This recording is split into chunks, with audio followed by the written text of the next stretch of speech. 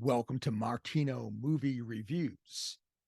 I'm Dave North Martino. Today we're going to talk about Megan, which is a science fiction horror film. Megan is stylized as M3GAN. So, just for your confusion, this review, of course, will be spoiler free. And before we get into that, I just want to let you know that Amazon will be discounting my book, Wolves of Vengeance, down to 99 cents from 8 a.m. on March 13th to 8 a.m. on March 20th in the US and in the UK. So if you've ever thought about getting my book, you can grab it then. So, if you go to IMDb, you'll see that Megan is listed as a robotics engineer at a toy company, builds a lifelike doll that begins to take on a life of its own. So that's a fairly decent description and definitely a spoiler free description. Gives you an idea of what's going to happen. Now, it was directed by Gerard Johnstone. It was written by, I hope I'm pronouncing the name right, Akala Cooper, from a story by Cooper and James Wan. And we all know James Wan from his other horror works. Does this live up to his other works? Well, we'll see. We'll see. Now, it stars Allison Williams and Violet McGraw, and Amy Donald portrays the physical Megan, while Jenna Davis provides the voice acting. What I found was that Megan is, it's pretty derivative of movies like Child's Play, for like the 1988 Child's Play, Wes Craven's Deadly Friend, which might be a little bit obscure now, RoboCop, especially with some of the commercials that they do, and even a little bit of Real Steel, if you remember that one with Hugh Jackman. So it is a pretty derivative movie. Is it the worst horror movie I've ever seen? No, no, it's watchable, and the effects, especially of the Megan AI doll, I think they're pretty well done. Unfortunately, there's tonal shifts, and these tonal shifts, they kind of make you wonder if, are you watching a horror film or you're watching a satirical comedy? These shifts don't really work. And it begins in the early part of the film when we have the opening. And I don't want to, again, I don't want to give any spoilers. This is spoiler free. But like in a lot of horror movies, there's like a stupid thing that happens to create the opening. And you're kind of like, I don't know. I don't know if this really works. And then they have this jarring opening where it gets a little bit confusing. And very quickly it goes back on track. You know what's going on. But there is some silly stuff in this, like some silly commercials, and it's not really much of a spoiler to say that there are Furbies in this movie, right? These things that they have, they're going to show you these toys look just like Furbies from 1988. Right? So, okay, great, fine, and that's okay, and it's mildly amusing, but I don't really think they needed to go in this direction. I'll get to that in a second. And the opening doesn't really relate to the rest of the film.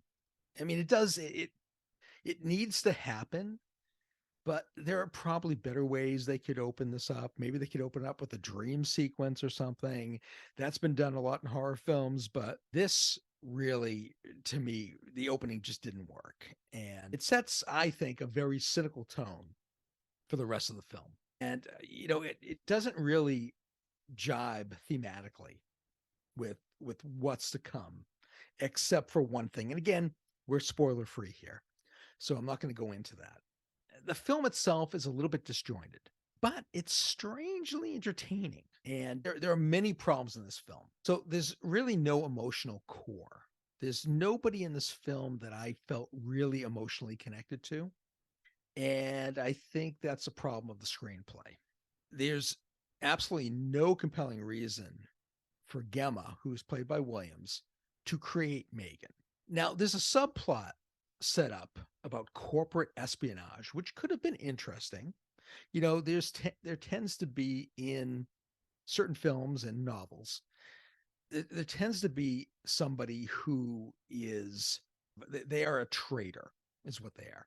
And this works well in film, but nothing's ever done with this. And I feel like there was maybe some other portion of the film left on the cutting room floor that could have been added. And maybe it was cut for time, maybe it was cut for good reason.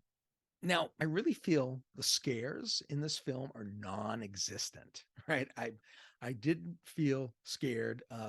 Megan didn't seem creepy enough to me. And there are ways to make a doll creepy. Even if you look at Child's Play and how Chucky kind of goes through some stages and has periods of time where, like he's injured and stuff like that. And there's stuff that they could do. Megan is also developed by our robotics engineer, Gemma, played again by Williams, so quickly that you're just like, this doesn't work. We need a longer period of time. And I know with YouTube Shorts and TikTok and all of that stuff that we end up with people today who have a short attention span, if you will. And I think we don't have to drag it out, but we could take our time, put some more emotion in it, and let it run that way.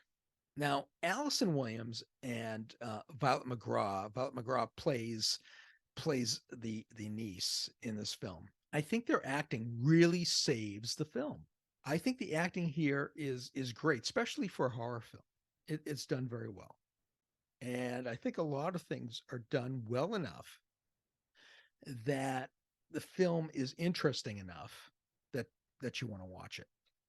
And I was able to watch it. I didn't shut it off. That happens a lot recently where I'll be watching a movie and I'll be like, I just don't want to watch this, or I can't watch this, or I'm done. Even with all the film's flaws, it still kind of works. And maybe I go in with some lower expectations when it comes to be a horror film, when it's a horror film. But it's no match to really any of the films that I've previously mentioned. Those films are better. They're better films. They're more interesting. But this is still not bad. And would I recommend that you watch it? I wouldn't recommend that you don't watch it. If this movie sounds interesting to you, I would say give it a watch. It's worth a watch, and you might like it better than I did. It's streaming on Peacock right now. It's definitely worth taking a look at.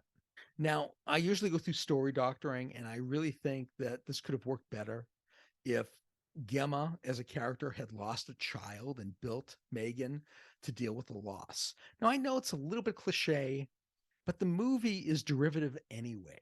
So I think this would have worked better. It would have given it more of an emotional core. And there would have been more of a reason for Gemma to build Megan. Now, I think they should also lean into the horror and the creepiness of Megan and the surroundings and everything that's happening. And I just don't think a lot of the social satire and humor worked in this film. So I would say in this case, I would remove it or maybe try to rework it. But, besides that, with all of that, I still give it 3 out of 5 stars. I'm David North Martino from Martino Movie Reviews. The full written reviews are up at our website, so I hope you'll check them out.